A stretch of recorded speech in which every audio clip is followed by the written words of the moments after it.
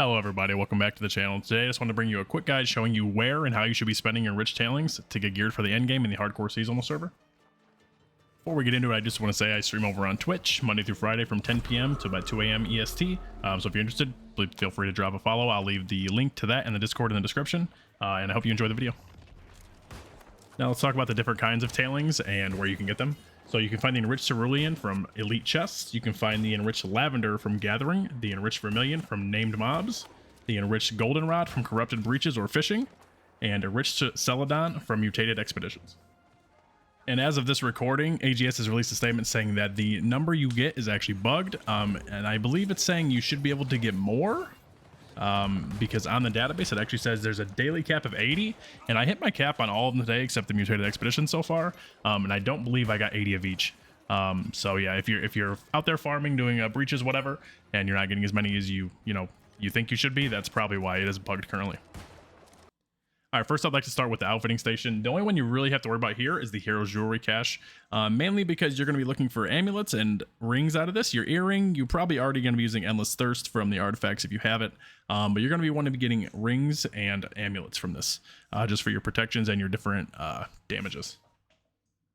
Next, I'd like to go over the stone cutting station. So you'll see the Hero's Heart Rune cache. That's going to give you 4 random 700 gear score heart runes already fully upgraded. And you just, whatever you're searching for, if you're doing worm, you need a kick, etc., etc. You're just going to get them at random and hopefully you get the ones you need. And then the Hero's Cut Gems and Rune Glass, that's going to give you the pristine cut gems that you're looking for protections in your armor or your, your different diamonds and stuff for your weapons, opals, whatever. So those are what you need to look for out the stone cutting station. All right, then from the forge, you're going to be looking for the Hero's Armor cache. These ones are kind of weird because you can wear as many artifacts as you want in the seasonal server, so it's kind of weird to think you would need to craft 725 armor when there's so many different artifacts that are viable. But if you do need to, the Hero's Armor cache and the Hero's Weapons cache, those will actually come out at max gear source 725 weapons. And if you do read the bottom, most items in this box are loot biased, so they are loot biased to what you have, but they do have a chance to be completely random stats and everything. So just keep that in mind when you're crafting these. All right, moving on to the Arcane Repository. Now here is where you're going to spend most of your enriched material, probably at least in the beginning, is for the Hero's Artifact cache. Now you're going to get 3 725 artifacts at random, and the third perk is going to be random on them. With that being said, you can take these to the Giln in Brim and change the third perk on them. You craft that at a different station we'll go over in a second, but that is the most important thing at the Arcane station. You can also craft consumable caches here.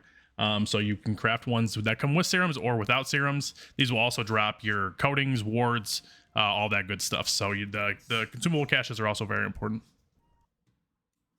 All right, moving on to the workshop. Now here you can see you can craft your tools here. And if you're doing worm and stuff, obviously get better tools. Cool, craft one, maybe get a good pickaxe.